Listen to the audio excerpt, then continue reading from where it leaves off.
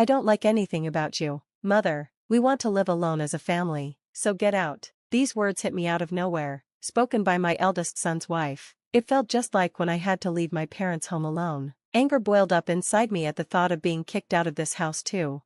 Fine, I'll leave then, I said, and I started packing my things. That was the last straw. I swear I'll never forgive my eldest son's wife. It was time to put my plan into action. My name is Sandra Clark, and I'm turning 61 this year. Technically, I'm retired, but I'm lucky enough to still be working, though I don't go to the office daily. I drop by occasionally and attend meetings. Nowadays, most of those meetings are remote, so I work from home most of the time. But my eldest son seems to think I'm not working anymore. I became a widow in my 40s, and now, I live with my eldest son and his wife. My parents' home is an old house on a big piece of land. It's a bit run down, but I loved it, which made leaving hard. Financially, I've never had any problems. Most of the insurance money from my late husband is still untouched, and I don't have to worry about my future. Even though my life seems easy, I do have concerns. One of the biggest is my son's wife, Jessica. She's strong-willed, and we often clash. This didn't just start recently. It began when she first came to tell me they were getting married. I still remember what she wore when she first introduced herself, a tracksuit, like one you might wear in high school. She said she wanted to meet me without any pretense, but from a normal perspective, it was inappropriate. She's very argumentative and extremely good at it, which makes things difficult. I've often wondered why my son chose her as his wife. Later, I learned that Jessica was the one who approached my son. She might be outrageous, but she is beautiful. I think my sheltered son was charmed by her. Even after they got engaged, she stayed the same. If you're being kind, you could say she's down to earth. If you're being honest, she just doesn't seem to have common sense. I wanted to oppose their marriage, but I told myself it was my son's choice, so I held back. And now, this is where we are. My son didn't want to leave me alone in the family home, so after the wedding, he insisted we live together. At first, I thought Jessica wouldn't want to live with us, but it turned out she was actually in favor of it. Soon after we moved in together, I realized why. Jessica never helped with the housework. She left everything to me: cleaning, laundry, cooking, all of it. And the strange part? She was a full-time housewife. She had quit her job when she got married. Even though I don't go to the office every day, I work from home, so I have less free time than her. While I was busy working on my computer, Jessica would make snide comments, saying I was just playing around. At first, I tried to laugh it off to avoid arguments, but her constant remarks really started to annoy me. One day, I asked her, "Jessica, you seem to have some spare time. Could you help with the cleaning?" She gave me a disgusted look, sighed dramatically, and said, "I don't do housework for your sake. Mother, why don't you understand? It's sad you can't appreciate my thoughtfulness." She then went on to explain her bizarre theory that if she did the housework, I would lose my only job, and that would make me lazy and unhealthy. She even claimed that not doing the housework might help prevent dementia for me. In her mind, she was actually doing me a favor by letting me do all the chores. She added, "I agreed to live together so you wouldn't slack off." Mother, with a half-smile on her face. I was speechless. I regretted the decision to live with them. If I had lived separately, I could have avoided seeing things like this. Now, doing the housework while Jessica watched every day felt like torture.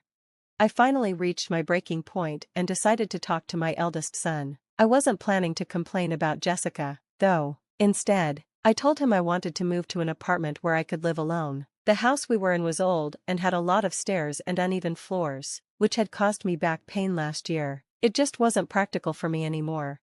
I explained this to my son, and I moved into an apartment. Even though it felt like Jessica had driven me out, I didn't regret leaving. The new place was a rental, and I had picked a space big enough for my grandchildren to stay in the future. I even customized the interior to my taste. It was like having my own little castle. But my happiness didn't last long. Jessica started coming over every day and staying until late at night. "This new apartment is really nice. Isn't it too big for you, Mother?" Jessica said, lounging on my couch. "Come on, Mother, come back to the old house and do the house chores. It's for your health and longevity." I couldn't believe it. Jessica was seriously telling me to go back to the old house to do the chores. She's so self-centered. It makes my head spin. I've already moved out. Jessica, you need to step up as the wife now. I take care of all the chores here, and my health is fine. I get my annual checkups. Jessica just turned her head. ignoring what I said. This was typical of her. She always pretended not to hear anything she didn't want to deal with. Even after this, she kept coming to my apartment every day. The other day, she even said it was too much hassle to go back home, so she stayed the night. My old house and this apartment are only about a 15-minute walk apart. It was my son who suggested I live near my old home because he was worried about me. His concern made me a little sad to leave, but I agreed. One day, after I returned from a rare business outing, I got a shock. Jessica had let herself into my apartment. She must have used the spare key I had given to my son. Welcome back, she said, lying on the floor in front of the TV, not even bothering to get up. Jessica, that spare key is for emergencies, not for you to use when I'm not here, I said, feeling uncomfortable. I had never spoken so firmly to her before. She seemed surprised, since she was used to me letting things go quickly. She gave me an annoyed look, but I didn't back down. You're such a stingy mother-in-law. I can't stand you, she yelled. I can't stand anything about you, even this apartment. We're family, so you should leave.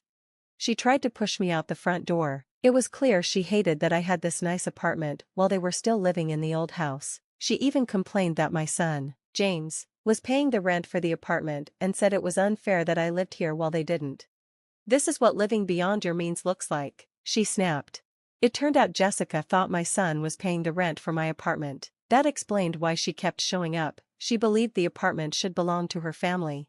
Fine, I'll leave, I said, staring her down. I agreed to move out within 3 days. Jessica didn't believe me and insisted I call a moving company in front of her. So, I pulled out my phone and scheduled movers for 2 days later. Satisfied, she left, and I started making my plan. As promised, I moved out. My new home was a senior-friendly apartment, and I decided to test it out for 2 weeks. I handed over the keys and lease documents to Jessica and asked the real estate agent to change the contract to her name. Since I knew the landlord well, they agreed, which was a relief.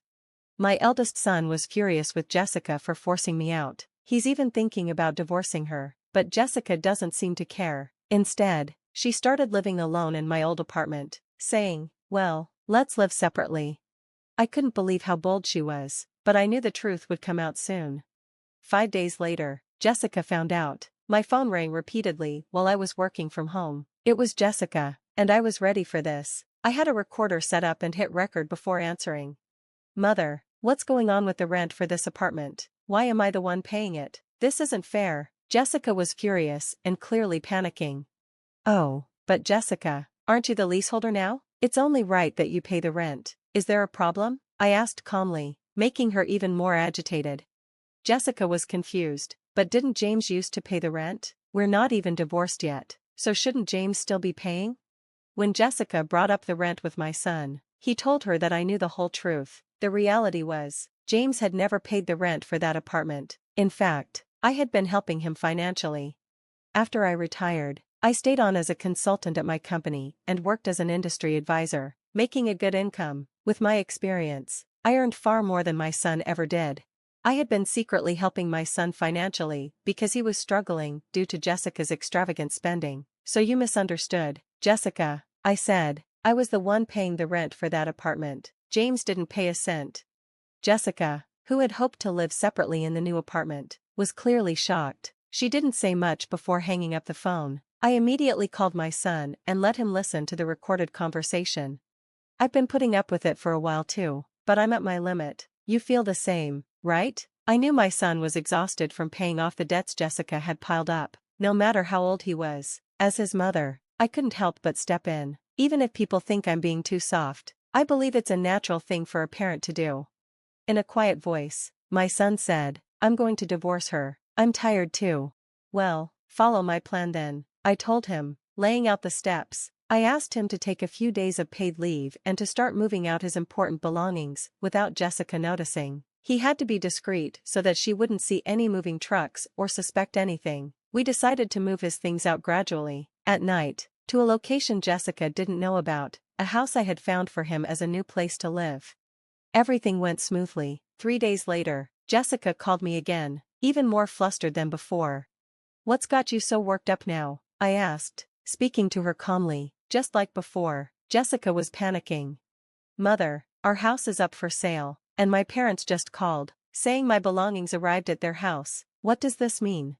Following my instructions, my son had moved out and sent Jessica's things to her parents' home. The house she was living in had been emptied and put up for sale.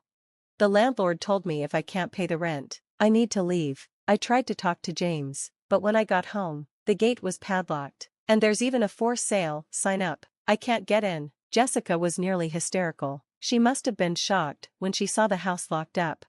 I've already signed a contract with the realtor. You can't go back to that house anymore, I said calmly, and there are a few things I want to clear up now. First, I reminded her, I'm no longer your mother-in-law, right? Yesterday, James filed for divorce. You signed the papers, didn't you? So now, you and I are just strangers. My son had finally filed the divorce papers Jessica had signed long ago. She used to threaten him with divorce to get her way, and he had always hoped she would change. But he had finally realized it was time to move on, and he submitted the papers. The divorce is official now, Jessica. You always told James you could divorce anytime. Aren't you happy now that things have gone your way? On the other end of the phone, I could sense Jessica holding her breath, realizing how things had turned out. Jessica wanted to argue, but she couldn't find the words. She was clearly frustrated. Besides, after the divorce, how are you going to live in that apartment without working? Moving costs money too. It's not easy, I said. How did you even manage to pay the rent? Jessica couldn't hide her anger anymore. She yelled and cursed at me, admitting that she married my son because of the inheritance my late husband left. However, since I controlled the inheritance, she couldn't access any of it. She screamed that nothing was going right, even though she married my son to help pay off her debts. Of course, I let my son hear this conversation, as I was planning to use the recording as evidence for the divorce settlement. Jessica ranted for about 15 minutes, but I stayed calm and waited for her to finish. Then, she broke down and begged for help. I've been disowned by my family. I have nowhere to go. Please help me, she cried. She admitted that her parents had cut her off because of her spending and borrowing habits. I felt a little sorry for her, but I knew this was the result of her own choices. Apologizing now won't change anything. We're no longer family. There's nothing more to say. Good luck with your life, I told her before ending the call. After that, I felt a huge sense of relief. Later, my son told me that Jessica had caused a scene at his workplace, to the point where the police had to be called.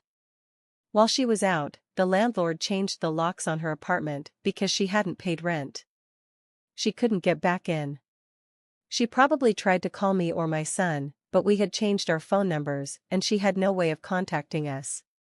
We also didn't tell her where we moved, so she couldn't find us. After the incident at my son's job, she was given a restraining order. With nowhere else to go, she went back to her family's home, but they refused to let her inside. Her luggage, which I had sent to her parents' house, was left outside in the rain. She wasn't even allowed to step foot in the house. On top of that, her parents received a bill for the unpaid rent, which likely made them even angrier. I heard she is now staying in an apartment provided by an organization that helps homeless people. When I saw her on the street one day, she looked completely different. Her hair had turned white, her skin looked dry, and she seemed stressed. I barely recognized her. It was shocking to see how much her life had changed. As for me, I've started a new chapter in my life. I used my late husband's inheritance to buy a new house, a duplex, so that my son can remarry whenever he's ready. He still joins me for dinner, but otherwise, he takes care of his own things. I've realized this is the perfect amount of distance for both of us. The money from selling my parents' house is saved for my son's future and possibly for his future wife and kids. I'm also thinking about setting up the English garden I've always wanted at my new home. On my days off, I work in the garden, taking care of the plants. This new routine has brought me peace and hope for the future.